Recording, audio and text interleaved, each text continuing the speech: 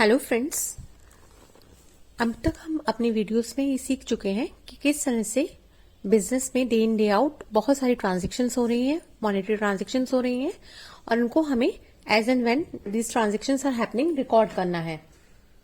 तो हम जो रिकॉर्ड कर रहे हैं हम ये भी समझ चुके हैं जो रिकॉर्डिंग होगी वो वाउचर्स के थ्रू होगी और वाउचर्स में हम जो एंट्री पास कर रहे हैं उसके हमेशा ड्यूल एस्पेक्ट रहेगा, means one account has to be debited and another has to be credited.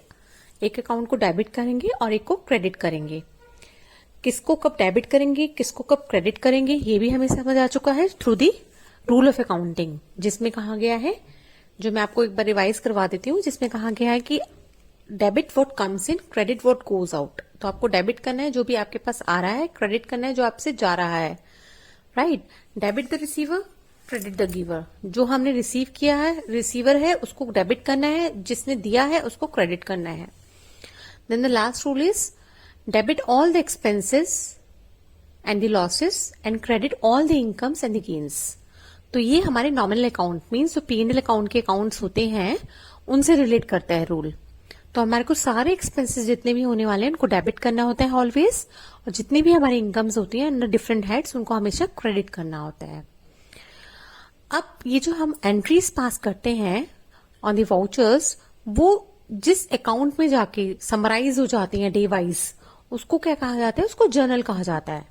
तो आज का टॉपिक जर्नल ही है और हम एक जर्नल का एक एग्जाम्पल के थ्रू इसको समझेंगे, जिसमें हमारे को थोड़ी अकाउंटिंग पार्ट भी, एंट्री पार्ट भी थोड़ा क्लियर होगा और जर्नल कैसे दिखता है और उसके अल्टीमेटली हम इसको कैसे रिप्रेजेंट करते हैं वो भी हमें क्लियर होगा।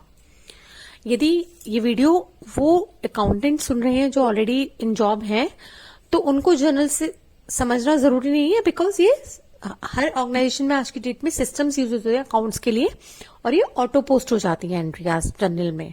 लेकिन स्टूडेंट्स के लिए बहुत इंपॉर्टेंट है समझना कि एक एंट्री को रिकॉर्ड जो हम करते हैं, जिस अकाउंट में करते हैं डे वाइज, उसको जर्नल बोलते हैं। और जर्नल में जब हमने ट्रांजेक्शन्स अपनी रिकॉर्ड कर ली तो उसको फिर पोस्ट कर देते हैं हम अकाउंट्स में। जो फॉर्मेट होता है जर्नल का, उसमें सबसे पहले हम डेट लिखते हैं, देन पर्टिकुलर्स में हम अकाउंट हेड्स लिखते हैं, कौन से अकाउंट डेबिट होगा कौन सा क्रेडिट होगा। देन LF आता है, लेजर फोलियो, जिसमें हम इसको कैरी फॉरवर्ड करेंगे, जिसमें हम इसको ट्रांसफर करेंगे। देन डेबिट कितने अमाउंट से कर रहे हैं, क्रेडिट किस अमाउंट से कर रहे हैं, वो अमाउंट्स आती हैं। तो आज हम एक एग्जाम्पल डिस्कस करने वाले हैं कि मिस्टर P हैं, उन्होंने अपनी फॉलोइंग बिजनेस ट्रांजेक्शन्स हमारे को रिपोर्ट करी हैं अक्टूबर 22 में। पहले ट्रांजेक्शन वो कहते हैं अक्टूबर 1 को उन्होंने बिजनेस स्टार्ट करा है कैश से 2.5 लाख रुपए से। तो उसकी एंट्री क्या होगी, बिकॉज कैश से स्टार्ट किया है, इट मीन्स कैश हमारे बिजनेस में आया है, तो हम कैश को डेबिट करेंगे। और मैंने आपको बहुत पहले वीडियो में बताया था बेसिक टर्म्स ऑफ अकाउंटिंग में कि हम जो भी पैसा लगाते हैं एक बिजनेस स्टार्ट करने के लिए वो हमारा कैपिटल होता है। तो कैपिटल हमेशा लायबिलिटी होगी, क्योंकि ऑनर ने लगाया कि भाई बिजनेस में चलो भी बिजनेस करूंगा और कुछ इनकम अर्न करूंगा।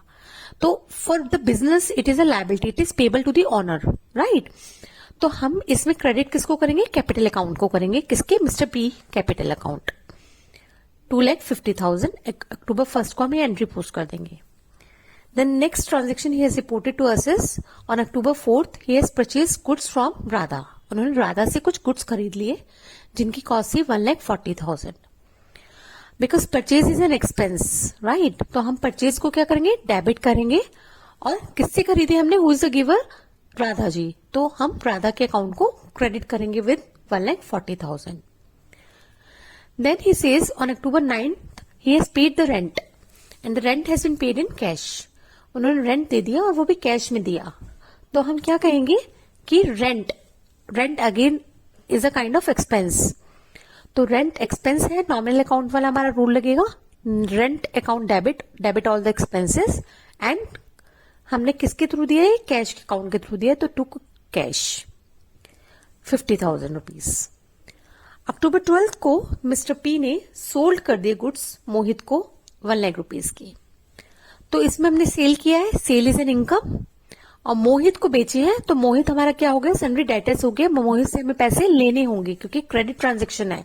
यदि कैश होती तो वो बता देते सोल्ड गुड्स इन कैश, अभी इन्होंने बोला सोल्ड गुड्स टू मोहित, तो मोहित को उन्होंने क्रेडिट में दिया होगा, तो Mohit is a debtor for us.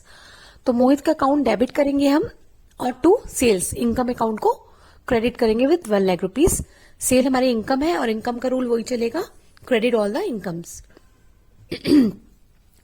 Then October 15 को इन्होंने कैश सेल्स भी करी है कुछ, वो 20,000 से करी है।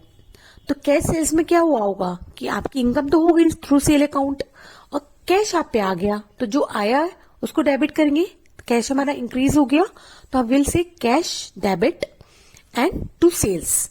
सेल्स इनकम हेड है तो नॉमिनल अकाउंट का हमारा रूल लगा कि क्रेडिट ऑल द इनकम्स, तो टू सेल्स हो गया। तो ये हमारी पांचों जो ट्रांजेक्शन उन्होंने हमारे को अक्टूबर 22 में हमें रिपोर्ट की, उसको हमने रिकॉर्ड कर दिया। ये जो रिकॉर्ड किया वो कुछ इस तरह से दिखेगा इन अ जर्नल। अक्टूबर 1 को क्योंकि उन्होंने कैपिटल दिया था तो कैश टू कैपिटल दिखेगा 2.5 लाख से। अक्टूबर 4 को परचेज टू राधा, क्योंकि उन्होंने राधा के से परचेज किया था और राधा अकाउंट क्या हो गया, हमारे क्रेडिटर हो गया, उसको हम आने वाले टाइम में पे करेंगे। अक्टूबर 9 को उन्होंने रेंट पे कर दिया था कैश में, तो रेंट टू कैश हो गया। अक्टूबर 12 को उन्होंने मोहित को कुछ माल बेचा था, तो Mohit is a debtor for us, तो मोहित अकाउंट डेबिट हो गया, उससे हमें आगे पैसा लेना होगा, to sale account income account हमारा क्रेडिट हो गया। देन अक्टूबर 15 को उन्होंने कुछ कैश सेल्स भी की थी, तो कैश हमारी बढ़ गई थी, तो कैश अकाउंट डेबिट हो गया था and to sale account income account हमारा क्रेडिट हो गया था। ये जो ब्रैकेट में मैंने लिखा है इट इज अ नरेशन, ये एज ए स्टूडेंट हमारे को लिखनी होती है जब भी हमें एक जर्नल बनाने को आता है अपने एग्जाम्स में, राइट। आई होप आज का वीडियो आपको क्लियर है। नेक्स्ट टाइम हम इसके आगे का स्टडी करेंगे। Thank you so much.